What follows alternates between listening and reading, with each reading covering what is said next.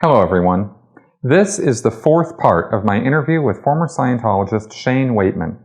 In our earlier videos, we learned about Shane's experience growing up in the Scientology world and then getting recruited to staff at the Church of Scientology of London, one of their ideal orgs, which are supposed to embody the very best of Scientology. Shane described how Scientology management creates a PR facade, trying to make itself look like the fastest growing religion in the world, when in fact, its beautiful buildings stand empty almost all day and night. Why is Scientology's membership actually shrinking at an alarming rate? And why is it that no one wants to become part of this self-styled religious movement to save the world? In this part, we're going to hear Shane's experience with this when he tried to stay with the woman he loved and simply get questions answered about things Scientology was doing which did not make any sense. It's a fascinating but awful story of the kind of control Scientology exerts on its members when they won't shut up and toe the line. And it's what woke Shane up to what Scientology really is, an authoritarian dictatorship which crushes free thought and free speech. Here's Shane. Okay. So let's backtrack a couple months and go over the whole shitstorm of all these things popping into my head, and then Chrissy. Yeah, that's what I was going to ask you about. Yeah, now what is Chrissy saying about Scientology? Yeah. And so this is a time where, and maybe this is still the case, I just don't read too many of Marty's blogs and stuff, but where he was posting a lot. Mm-hmm. Okay, every day, and people were coming out, and stories were coming out, and truths were coming up, and Marty and Mike were you weren't reading this stuff. I was not, no. Okay. But Chrissy and Sam were. And I was right. living with them. So they're talking about it in front of you? Or how did this come up? No, there were Okay, not. but this was happening. Yes. You're under the same roof, but they're not talking to you about this stuff yet. They're together, 12 hours a day while I'm just there 2 hours at night, every night, and 2 hours? I'm on TTC. Oh. By 2 hours, I just mean I'm awake for 2 hours at night. Yeah, I get it. Yeah. So Chrissy is working for Sam, so yeah, they're having conversations. Yeah, she's her personal assistant, essentially. Right. So she's helping with the kids, settling in, getting cars, lessons, all that kind of stuff, schooling. Yep. Sam and Chrissy obviously are reading all this stuff, learning more about it, and all these, the usual stuff happens when you start learning about all the truth of Scientology and everything. Yeah, the decompression starts. Yeah, so they're learning all about the truth of LRH dying and the truth of the basics being re-released and all that stuff, right? Which I still have no idea about. Mm-hmm.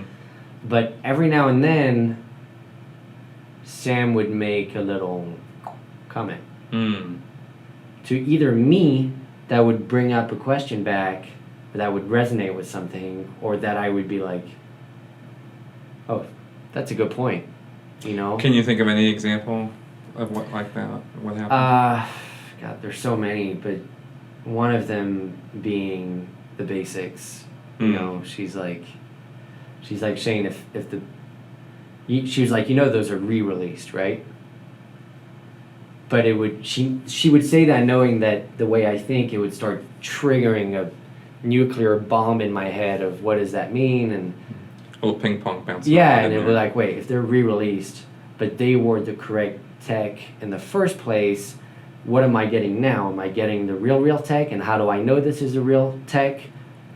Is this really LRH, or is this Miscavige's interpretation, or what is it?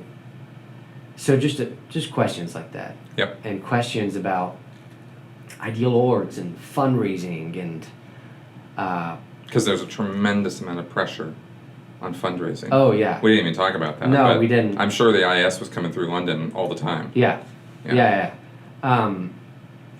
So all these questions were starting to come up, and Chrissy was trying to push Sam off as much as possible, knowing that it could potentially ruin our relationship. But so Chrissy's totally trying to stay on the DL on this. Yeah. She's not telling you any of this stuff about what's going through her mind. Very little. Okay. And this again is So Chrissy and I started dating in August. So this is August, September, September, October is when shit starts hitting the fan. Mm-hmm. And Sam, who has made a few friends or who has reconnected with old friends in the community, Scientology community, ends up making comments to them, just like she is to me.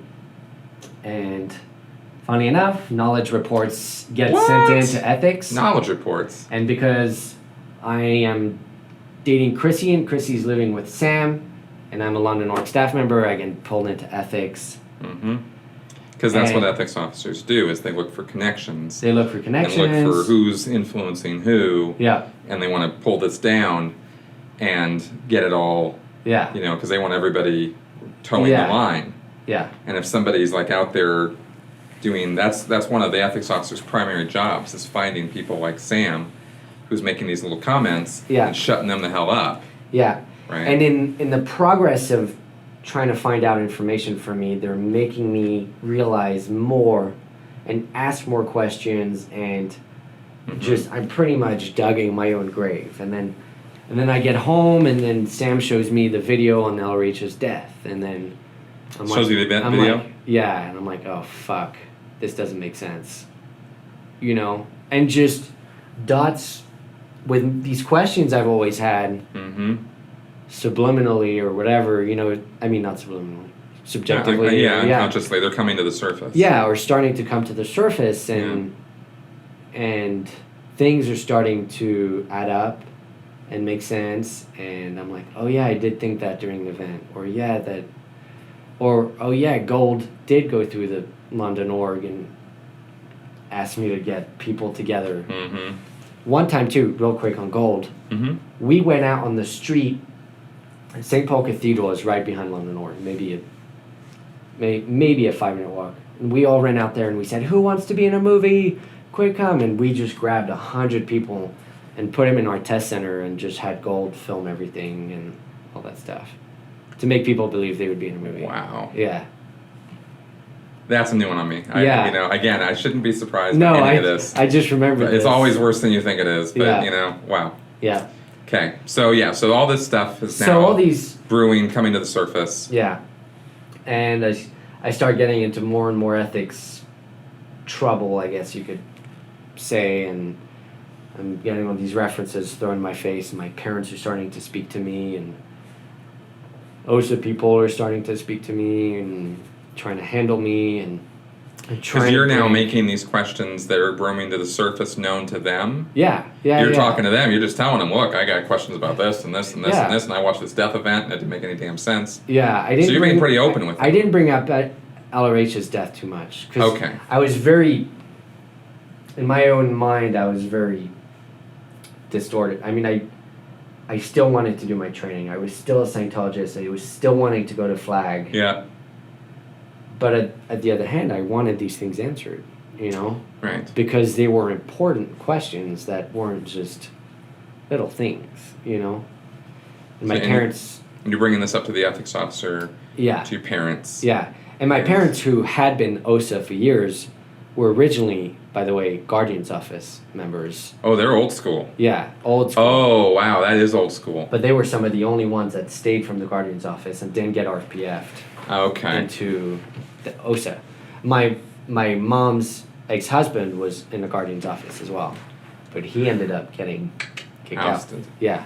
See, but also this is just a little historical point here, but the church claims that everybody who was in the Guardian's Office got the boot, and that they reformed the Office of Special Affairs, and it has nothing to do with the old Guardian's Office. Yeah. Well, let's talk to Shane's parents about that. Yeah, seriously. Yeah. So. And Mike Rinder would know about that, obviously, but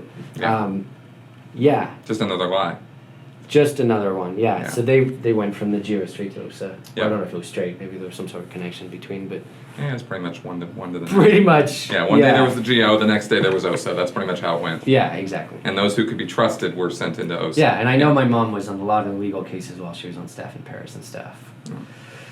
But I digress. All right. So you're asking all these questions. Yeah. The staff members are not answering your questions. Yeah. They're alarmed that you're even asking them. Yeah. And they're trying to get you to shut the hell up. Yeah. Exactly. And not by answering your questions. By showing me and shoving references in my face and... Right. But references having to do with the fact that you're being interrogated, looking at N theta, that or more what kind of stuff? What are they showing you? Greater good references, things like that. Deflecting. Yeah, to some degree, unintentionally, showing me dead agent packs. I did. I was not shown them at that time, but I was told there was a declare order on Marty Rathbun and Mike Render. So I didn't even know those names, and they would tell me about the names. So then I'd come home and I'd be like, yeah, they mentioned something about Mike Render in them. And then Sam and Chrissy would look at each other and be like, yeah, Mike Render was blah, blah, blah.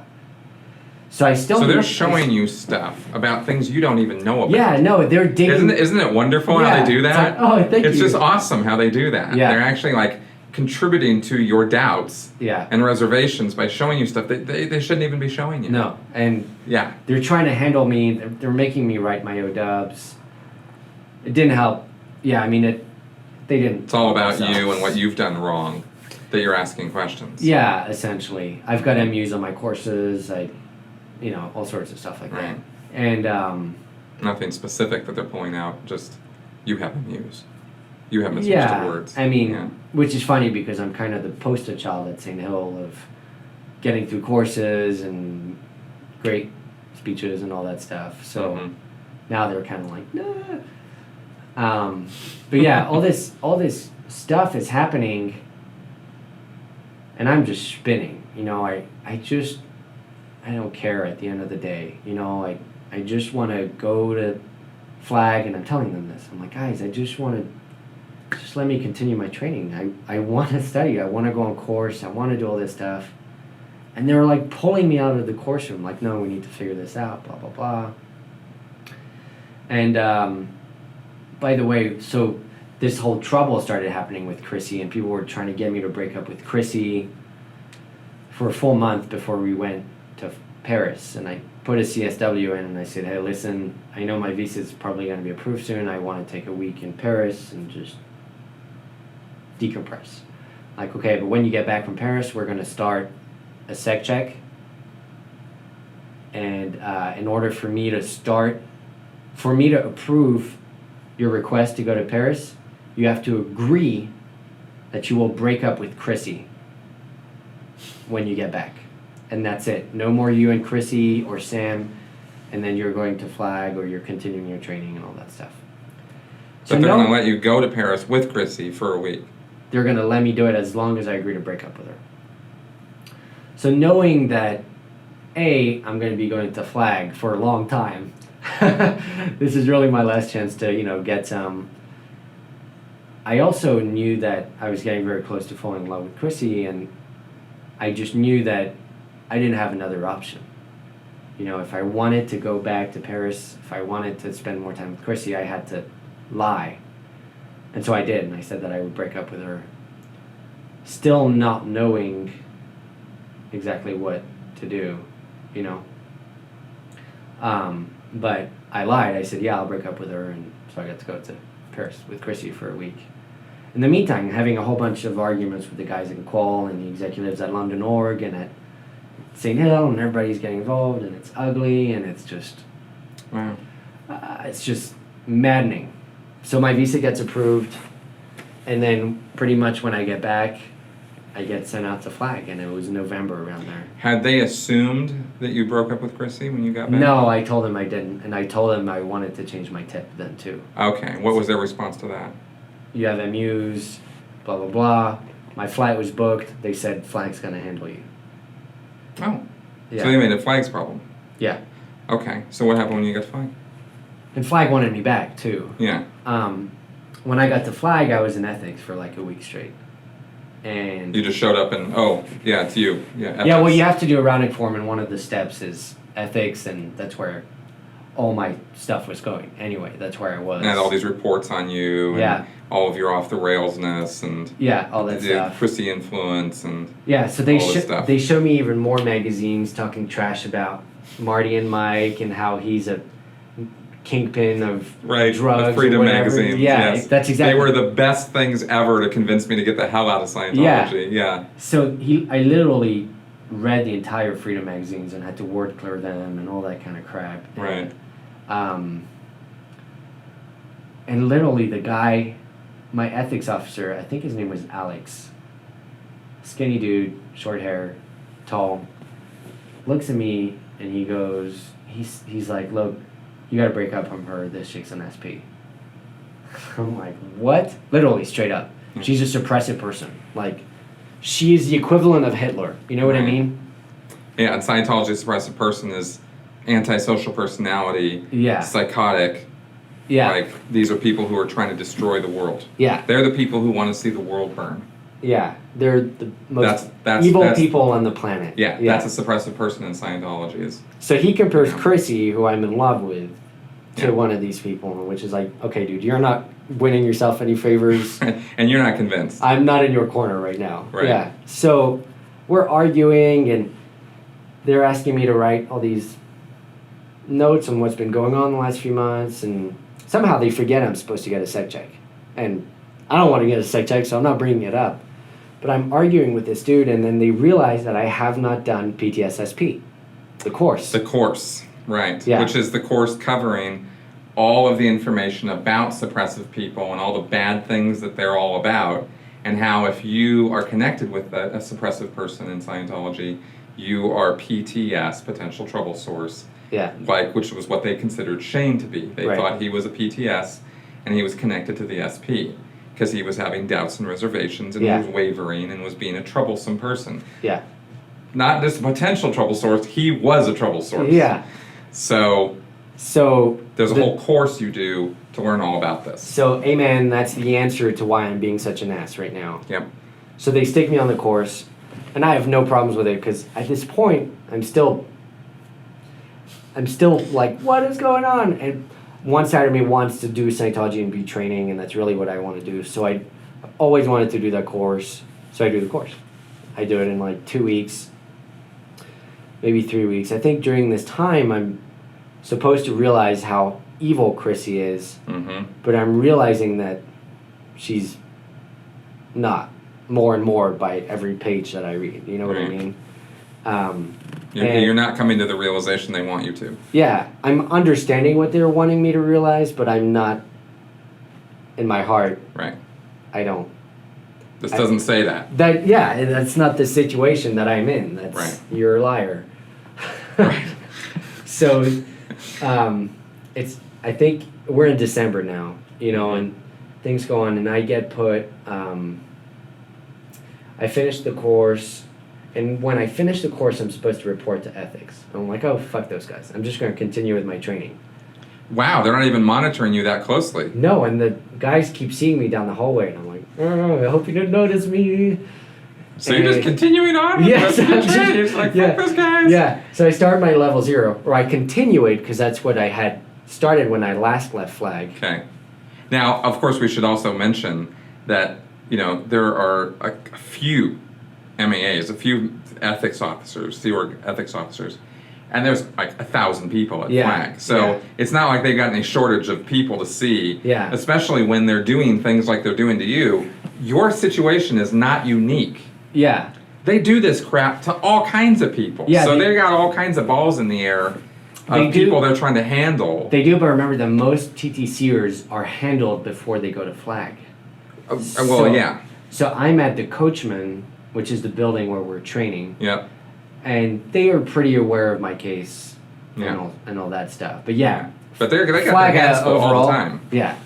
And so it's no big surprise you might fall between the cracks for a while. Yeah, exactly. Right? They got in baskets, like they got all these reports, they got all this crap they gotta look at. And there's not a lot of them.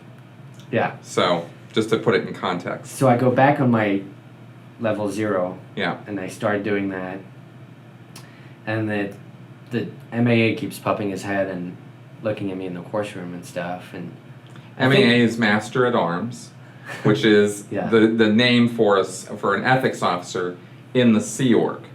In a regular church, they're ethics officers. In the Sea Org, they're masters at arms. Whatever, sea term. Stupid. It's fucking Hubbard. So anyway. These MAAs, or ethics officers, are, I think they're starting to pick up that I'm not back, you know? Right. So, you're starting to get back on their radar. Darn, shit.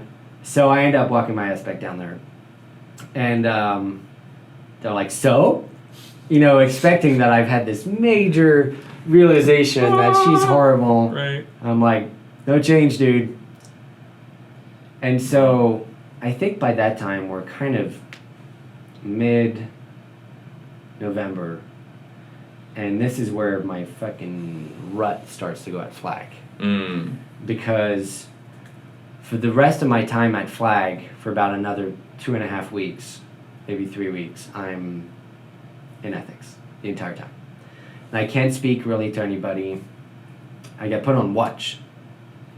So they have somebody with you 24/7 now. Yeah, so they have You're being watched. They have one person with me 24/7. Right. I am sleeping in the same room as them. They are coming with me to the bathroom when I need to pee and poo. They are literally next to me at every moment of the day. When I eat, just the whole time. And Scientology does do that. Yeah, it does do that. Yeah. Trust me. This happens. So this is going on for... And they just pulled somebody off course to do this? Another TTCer? It was a guy that was not in ethics trouble, but waiting on the next step. He was kind of in transition between different things. Okay. And so this first week, from when I go back to ethics, there's a lot of sitting, a lot of doing nothing. They have this Scientology PSA video on loop that's driving me insane. They have guys that are coming in and out trying to find out what's going on with me, and of course I'm not allowed to talk to anybody, so I can't say anything, which makes it worse for everybody else, because now everybody's talking. It's like, what did she do? What's going on? It's not the same thing as a Type 3 watch where they have to be quiet. He can talk to you. Yeah, we could talk. Yeah, it's Although, not like... we were not allowed to talk about what I was going through. Okay. We could talk about sports, you know. All right. But the point is, you could have... Good roads, good weather. Right. Okay. You could have conversation. Yeah. Yeah. He wasn't supposed to treat you like they treated the... Correct. Lisa... Correct. Yeah. So during this first week of me being on watch, multiple things happen. But the OSA terminal, the OSA person at Flag that I was working with is called Mr. True. And that's a chick, by the way. Kathy True. Kathy True. Wow, she was working with you? She was working with me. She's an older woman. Yeah. So... I've heard about her. I get pulled out of ethics one day, and I go into the bank. What's the bank building? Where they eat food and stuff. Oh, yeah. Yeah, I forgot what it's called, but I get pulled into that building, and at the end of the building, there's a section for, I think it's OSA. There's a bunch of offices in there. Oh. And I get asked to sit on the couch, and Kathy True joins me, and she goes, "Hi, I'm Kathy True. I'm with OSA."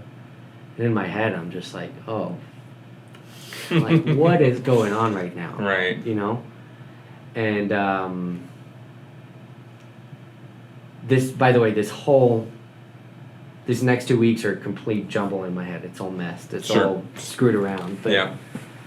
Kathy True sits me down, and she goes, "Okay, so I understand what's going on." We start speaking about it, and she goes, "By the way, is it you that's sending out those text messages to public?"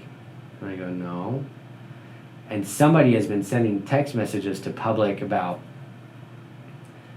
selling basics package for cheap or not buying them and all that kind of stuff. And I was like, "No, but that's weird that you would bring that up to me." She's like, "I need to see your phone." And I was like, "Oh, my phone's dead. There's no battery in it. Plus my phone's from England, not, you know, it won't get any cell coverage or anything." Oh, yeah, you didn't have an international plan or anything, so your phone's, like, useless. Yeah, but the battery on it had completely died. Right. And I tried to call Chrissy a while back, so I knew that was fine. I still had a phone card, so I could speak to her. But anyway, I end up speaking with Kathy True for a few hours, and we're arguing back and forth, and she's telling me it's, you know, it's anti intention, you know, it's command intention? Yeah, to what I'm doing, you know, it's out ethics, it's not right that people who are working with Sam, or that Sam and Chrissy are speaking to, i.e. Mike Rinder and Marty Rathbun, are evil. And I'm like, how are they evil? And they do two things. The first thing they do is they get me in touch with the DSA office, the OSA guy at London Org. Mm-hmm. And Mike Rinder and Marty Rathbun had been filming a documentary in London with John Sweeney. And this wasn't the one where John Sweeney blows up. Mm-hmm. It was another one where they're trying to get more facts. But Mark, who was the DSA, was saying, which is Director of Special Affairs, was saying that they were evil and trying to get in the org and film and, you know, all that kind of stuff. And at which point I'm just like, oh, that's... He's basically lying to you about what they're doing. He's exaggerating for sure, but they Right. were trying to get in the org and film, you know? Mm. And then they showed me the two declares of Marty and Mike. Mm. And I can't for the life of me remember what they said, because that whole week is just a mess. But I remember reading them, and they showed them to me, and they told me who those guys were and how evil they were and how they've beat people up and all sorts of whatever. I didn't really care about them. That had nothing to do with me whatsoever, you know. Mm-hmm. They didn't really understand that I wasn't in this for those two guys. I was in this because I actually had genuine questions. They never made the connection or connected the dots for you that Mike and Marty were the ones who were behind the N theta that was affecting Sam and Chrissy, and therefore that's why that was screwing you up. No, they never painted that yeah, picture, they or did. they tried to, but it wasn't connecting for you. No, they did. I understood what they were trying to do. Okay. But okay. They were trying to. So I have these questions here. Yeah. And I have this problem here. Okay. And they're focusing on this problem here with Sam and Chrissy and Marty and Mike. I don't give a fuck about Marty and Mike and their blogs and all that shit. Right. I have these questions that are my questions that you're not answering, and then we're getting mad and we're arguing, and Kathy and I are arguing, and it's just... I do know exactly how that feels. I have been in a room with an OSA person doing that. Yeah. And I ended up screaming, which is very weird for me. Yeah. Yes, I totally understand. Yeah, and I didn't scream then, but I just got very frustrated and mad, and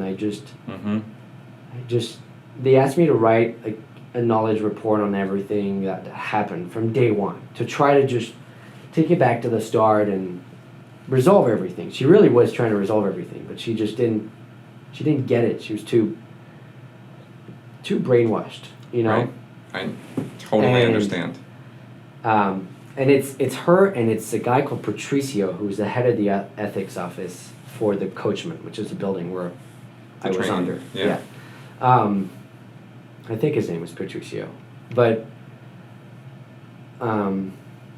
it's just very frustrating. A lot of days are back and forth, a lot of waiting, a lot of nothing happening. And did you end up writing this full, huge report? Yeah, I did, but not as a knowledge report, as just like a, hey, this is what's going on. Mm-hmm. But it was filed in my folder, it was filed in Chrissy's folder, it was filed in a bunch of different places. Sure, it didn't say knowledge report, but it might as well have. Yeah, pretty much. Yeah. And I remember just having conversations with them, and they were going to say, listen, we need you to stop talking to Chrissy while you figure this out. Because I was still speaking to Chrissy. Oh, I'm surprised they didn't take your phone. Well, they did. Not yet. That night, while I was on watch, I sneaked out of the out-of-work trainee buildings, mm-hmm. and I ran down the street to the closest payphone where I would call Chrissy every night. And I was like, hey, this is what's going on. And she's like, oh, this is shitty. Don't you get it? Don't you just wake up? You know, because she'd obviously woken up before I did about everything. Or to some degree she had anyway. And so I was like, listen, I'll call you. I'm done. I'll call you soon. I'm going to leave. I'm going to need you to pay for my flight. And I was done. I was going to blow. And I pack all my bags. I sneak into my old room because I knew that one of my roommates kept the key under the mat. So I sneaked in there. I packed all my bags. I was ready to leave. Oh, you were under watch. They put you in a different room. Yeah. Sorry, I forgot to say that. And the guy who was watching you was sleeping in that room? Yeah. And you managed to get out? Yeah. Yeah. I waited for the guard to go by because he would shine a light on my bed and my eyes sometimes to make sure I was still there. Jesus. Yeah. So I waited, sneaked out, stepped over they have sensors, by the way. Stepped over the sensors and ran down to the gas station. Wow. Yeah. So this is not a small thing. No, I was going to blow. I was done that night. You were full on under security. Yeah, I was so fed up. I was under watch. I was going crazy. I told Chrissy, I was like, I just want to come home and just figure it out at home. This is not working here, you know? And this is after... They hadn't taken your passport. They had. Ah. So I pack my bags. Yeah. I sneak out of my room and I go, oh, shit. They have your passport. They have my passport. Mm-hmm. So I put my bag, still fully packed, back in the closet, ready to leave the next day. To blow the next day. So I leave early. I ditch my guy on watch, which probably got him in trouble. But I ditch him. I go to the ethics office. Before muster, before anything, there's an ethics officer there, and I'm like, hey, I just want to check something for my visa. Can I get my passport? She gives it to me, so I have everything I need. And I step outside, and I'm outside the coachman looking at a line of cabs. I knew how much it cost to get a cab from the coachman to the berthing and then to the airport.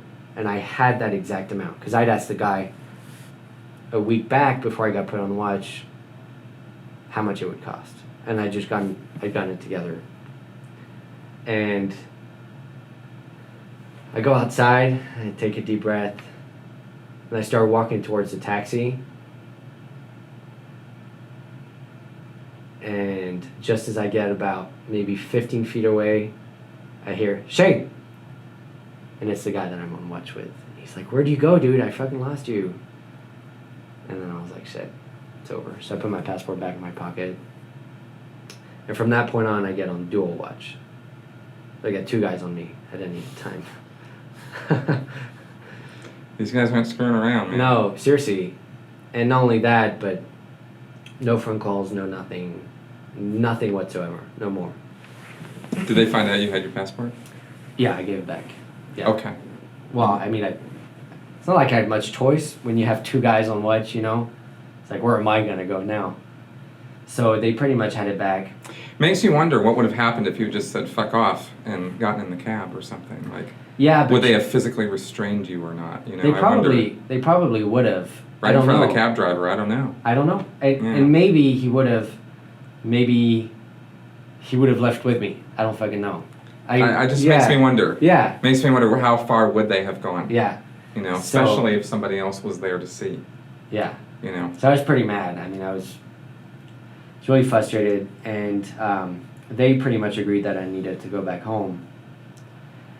And there was a major snowstorm going back in England, which was canceling all the flights back home. So,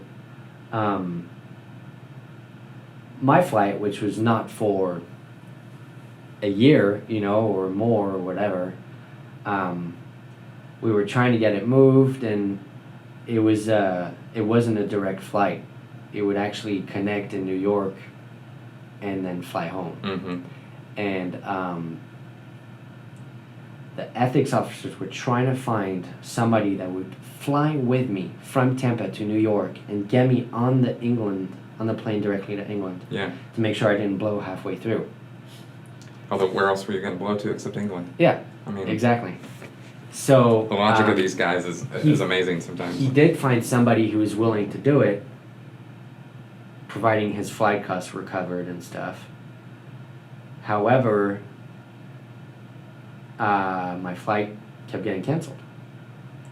And I kept arguing with Osa in the meantime, and Kathy True and I remember one day we were in one of the little offices in the ethics office, and we just had it, and I'm like, I'm fucking tired of being here, and she's like, I fucking want to send you home, and we just argued, and it was just madness. It was craziness. I mean, okay, she's, just to get a little bit more detail on this, because you're spending hours with this woman, right? Not so much with her. I'm seeing her maybe an hour or two a day. Yeah. I'm spending But I mean, that's hours. a lot of time with Kathy True. You're getting a lot of FaceTime with this woman. But every now and then it's only like, is he still here? Okay, what's going on? Nothing new. Okay, see you tomorrow, kind of thing. All right. So you're just a thing to get off her plate at this point. Yeah. Essentially, at this point, she's now brushing me off from OSA flag to OSA UK. Right. She's going to send me home, and OSA UK. Yeah, they're going to deal with you. Yeah. But prior to that, yeah. I mean, you mentioned, I know you said it was, it was a lot of jumble and stuff like that. I'm just curious, she shows you these declares, for example. Like, what else was she saying or doing or... Showing me policies, answering questions about how the basics are amazing, how Miscavige is amazing, how ideal orgs are amazing, how... Even though you worked in one and you knew it wasn't amazing. Yeah, I mean, she was just trying to convince me any which way she could that it's all beautiful and dandy and perfect. Okay. And she's at Flag where there's thousands and thousands of people, and she doesn't see London Org. And all she sees of London Org is the fake videos from Gold that I helped with, So it's... Yeah, a little bit of a point there. But she won't believe that, So she's getting frustrated at me, and I'm getting frustrated at her. Okay. And so you're trying to tell her this stuff. Yeah, and she's just like, no. And I'm repeating myself. I've told the story between Chrissy and I 1,000 times now, and I'm being asked to go through the ethics book and go through the conditions again, or maybe do another sec check, or spot Chrissy's tone level to, So they're just throwing all this standard stuff at you. But over and over again in a million different ways. And it's because in the end, they really don't have that many ways to convince somebody. Yeah. I mean, that's really what it comes down to, is you're either towing the party line, or you're like, this is ridiculous. She's frustrated that the bullets she's firing aren't working. Right. And same for me, because I'm not getting my questions answered, Right. So. Yeah, she's just redirect. Anyway. Okay, all right, so then... So that night I sneaked out. I told Chrissy I would call her the next day. Yep. And, you didn't call. I didn't call. Now you have two guys watching me. And I have two guys watching me. Yeah. And we're eating together, and we're ethicsing together, and we're watching the PSA video together. Right. And I'm like, please, is there another DVD I can watch, And so we're doing everything together. They're hearing me poop. That's just weird, It's gross. It's humiliating, but whatever. I know they're trying to get me out. So I'm really not being an ass. I'm not being annoying. I'm just, okay, what can we do? What can we do? Trying to cooperate so you can get on that plane. Every day, my plane keeps getting canceled, okay? Or postponed. And one night, I'm in the berthing. Actually, one day they're like, okay, get all your bags ready and stuff. It's not going to take long, because they were all ready already. So I pack, and the next morning, Patricio, who was the guy that was on watch. Yeah. He was the head of the ethics office. He was on watch with me. So he didn't sleep with me, but he would pretty much get me on the bus with the other guy and make sure we were back in the hotel room. So that next morning, he met us at the berthing where I had all my bags packed, and he literally went through my bags. And what's this? What's that? What are these notes? What are these? And every single picture in my picture album of Chrissy and I and things like that. Everything. Yeah. He found my phone. He tried to turn it on, and charge it and all that stuff. It was completely dead, luckily for me, because there were a lot of texts between Chrissy and I from when we were in England about all this stuff. But patted me down and said, okay, you're good. Hop on the bus. Throughout that whole week, I'd been writing notes about what was going on, so I didn't just go insane. And I had a feeling that something was going to go wrong. And this is weird, but I shoved those notes down my ass. Wow. I'm not kidding. Wow. Well, not, you know, just like in my boxes. So short of a strip search, he wouldn't have found those. Yeah, exactly. Wow. And I'm glad I put them in there because he would have seen them. And then there would have been a whole new round of... Yeah. Okay. So, anyway, that night... If this isn't like Nazi Gestapo, what yeah, the hell no, is? I mean, crazy. are you kidding me? You know? So, that whole day, again, nothing happens. We're still trying to get a flight. Blah, blah, blah, nothing happens. That night, I'm exhausted from just doing nothing. I mean, Right. it's just days and days and days of just nothing, not doing anything. And I'm pissed off, and I just want to go home. And I get back to berthing that night with all my bags. And Patricio comes with a chaplain or somebody from Division 6. I think it was a chaplain.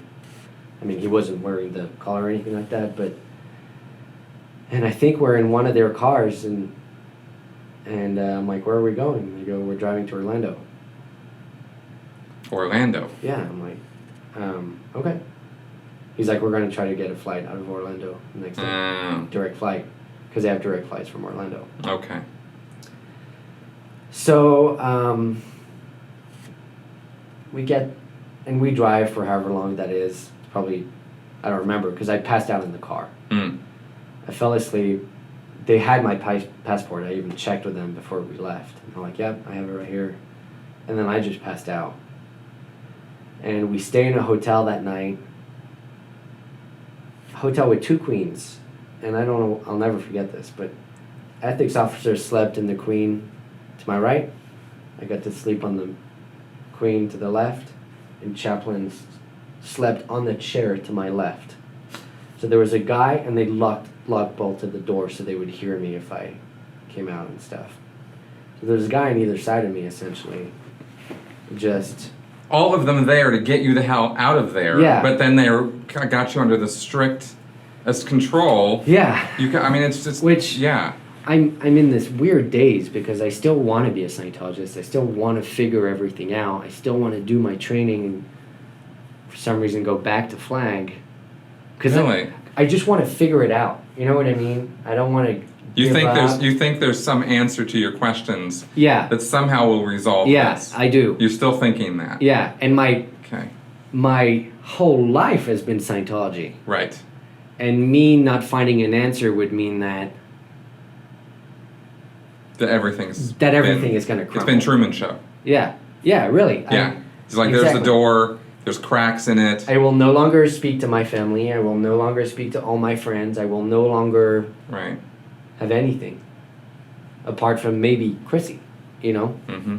So I'm in Orlando wondering what the hell I'm going to do. And I sleep through the night. I mean, I sleep horribly, but I sleep through the night. And he still has my passport, by the way. He hasn't given it to me. Mm-hmm. So I was like, there's nothing I can do. He's probably got it tucked in his... What are you going to do, go on the lam? Yeah, I mean, he's probably got it tucked in his boxers or something so that I can't find it. But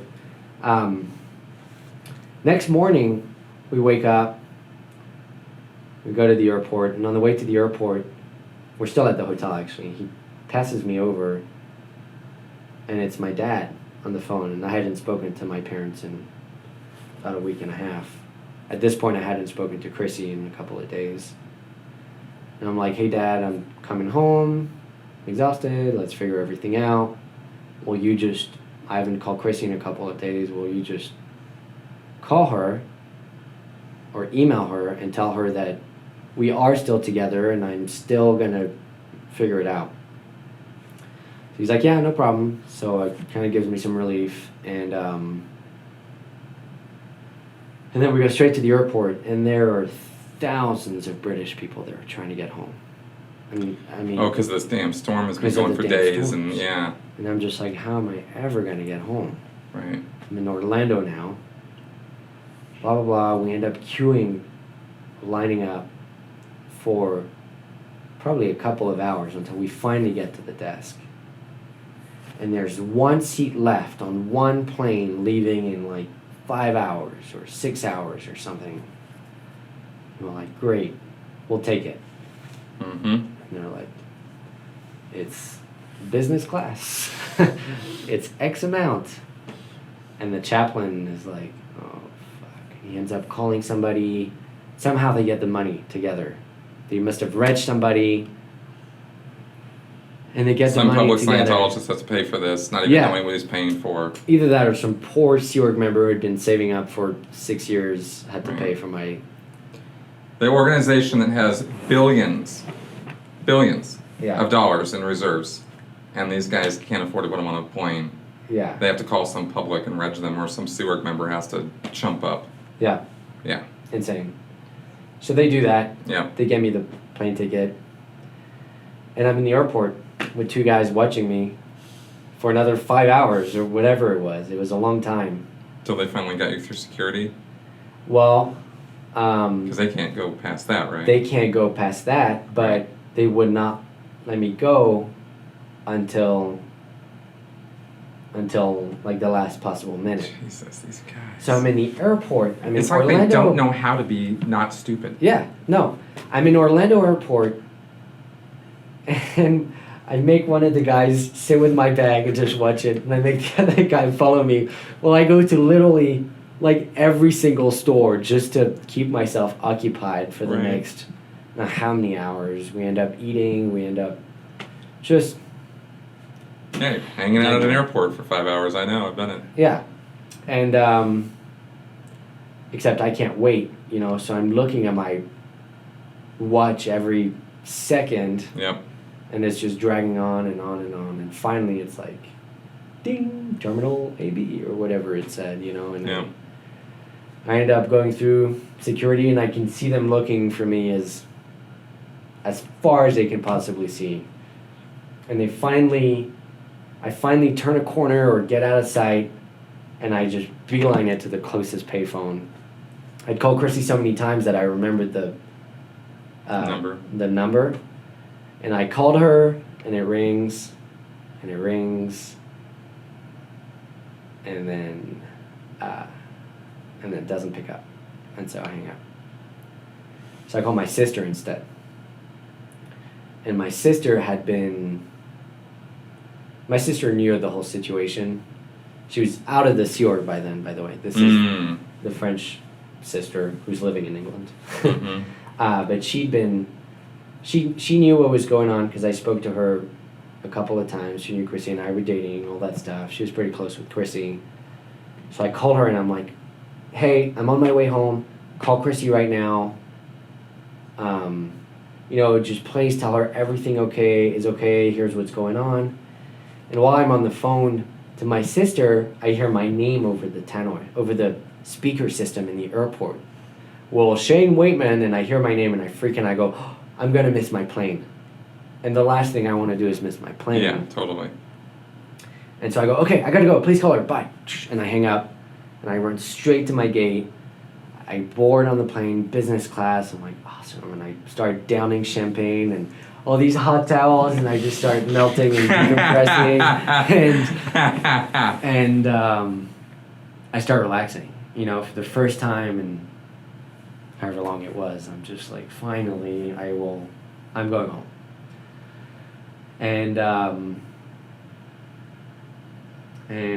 I don't know, at least like 2, maybe 3 champagnes in, I feel pretty good.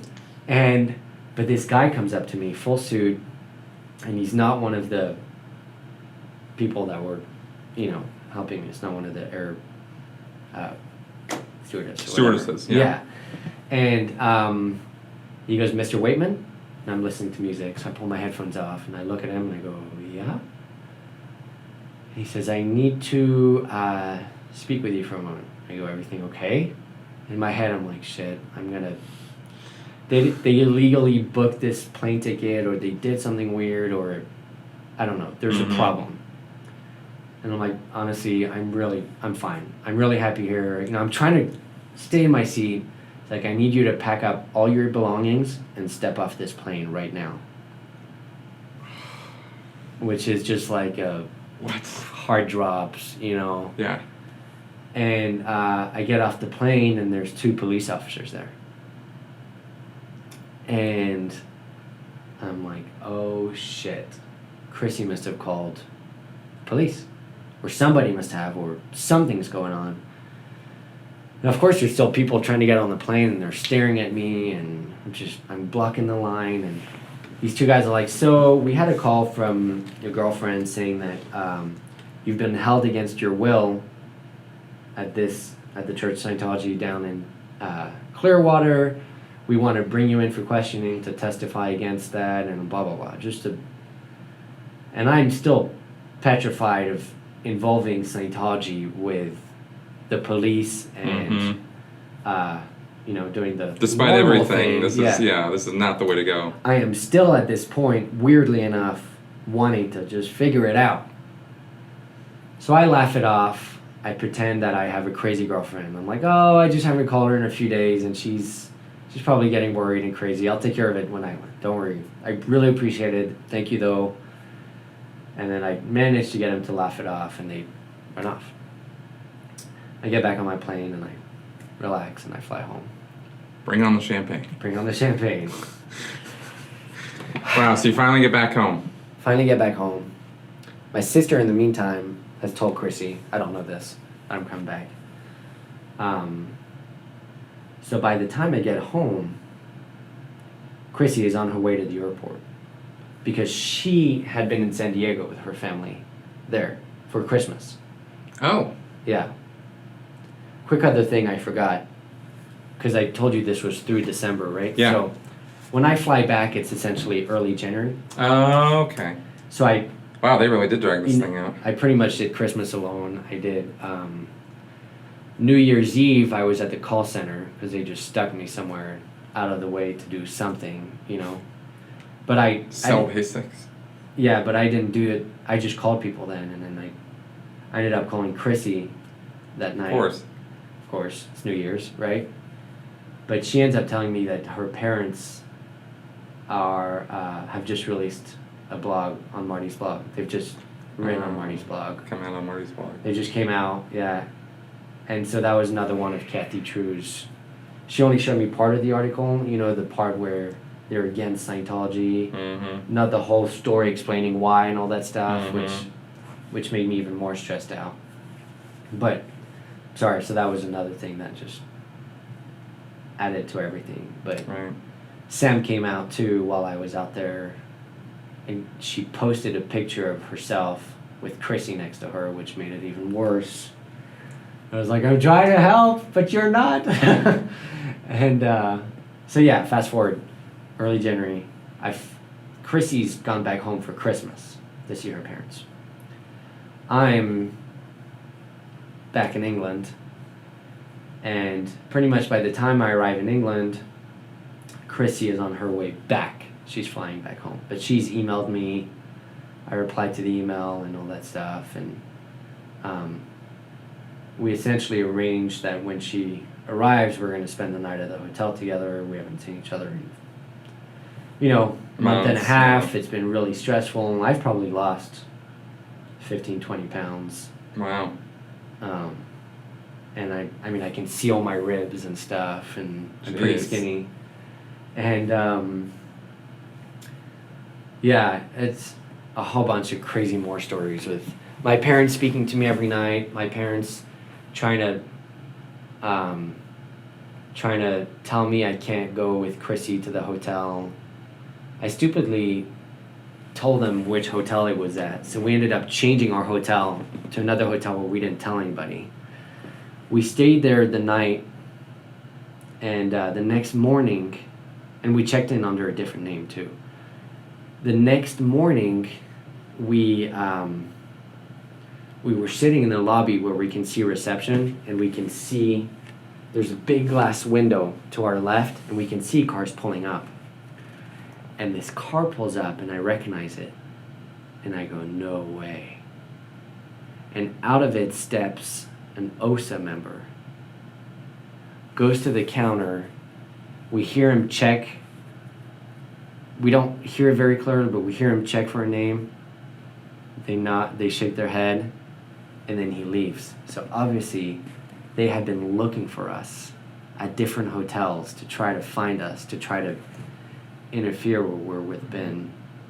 They're literally tracking you down. Yeah. In London. Like, what are the odds? In London. So we stayed at a hotel. She landed in Heathrow, and we stayed at a hotel near Gatwick. Okay. So they must have checked all the hotels near Heathrow and then all the hotels near Gatwick. They must have. Just to track you down. Yeah, it was insane. Now to try to keep you away from Chrissy. There's a chance that it could have been coincidence, right? They could have been looking for somebody else or whatever, but on the day that we're there, on the day that she flies back, on the day that my parents don't know where we're staying, on the day that... It seems pretty likely It seems pretty likely that... And out of all the hotels and all the people in England, that I would see somebody from OSA walk into that hotel. Right. Had to be, right?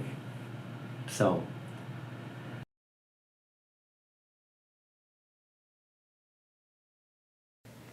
Hey everyone, I have very good news. What I'm announcing here is the culmination of 2 years of work on my part to expose Scientology and give you the actual facts about what really goes on behind its closed doors. I've completed and published what I believe to be the definitive guide to Dianetics and Scientology, titled Scientology A to Xenu, an insider's guide to what Scientology is all about. Why should you get this and read it? Well, if you want to understand how people are lured into destructive cults like this and why they stay, this book gives you those answers. If you want to know what Scientologists really believe and why they're willing to cash in their children's college funds, take out second and third mortgages, and even forsake family and friends, this book gives you those answers. If you want to understand why Scientology has amassed so much money and power, and why it seems that the police and the courts are powerless to stop them, those answers are in here as well. Was L. Ron Hubbard serious about Dianetics and Scientology, or was it all just some big con job from the very start? What did he really believe? Why did he start Scientology, and despite all his wealth and power, why did he die alone and afraid? Finally, everyone has heard that Scientology believes in space aliens and some guy named Xenu, and we've all seen South Park. But is that the whole story? Not even close. There's a lot more to know about why Scientologists think they're saving the world, and I break it all down piece by piece. I believe you will not find a simpler and more complete explanation of Scientology's confidential scriptures anywhere else. My own personal story is in here and in more detail than I've ever discussed before. How I grew up in Scientology, why I started working for them, and eventually joined the Sea Organization, and what happened exactly that made me come to my senses and get out. All of that is just chapter 1. For anyone who seriously wants to understand Scientology, you cannot do it without this book. It comes with a complete glossary of terms and an organizing chart so you can see the Scientology hierarchy and how it all works. It comes in paperback and as an ebook. I'm currently recording it as an audiobook as well. Buy it at the CreateSpace e-store or on Amazon today. I've put links to both in the description below. To all my fans and subscribers, thank you so much for your support over these past 2 years. You have made this possible. Believe me when I tell you, this is just the beginning. Stay tuned because a lot more is coming in this new year. Thank you for watching.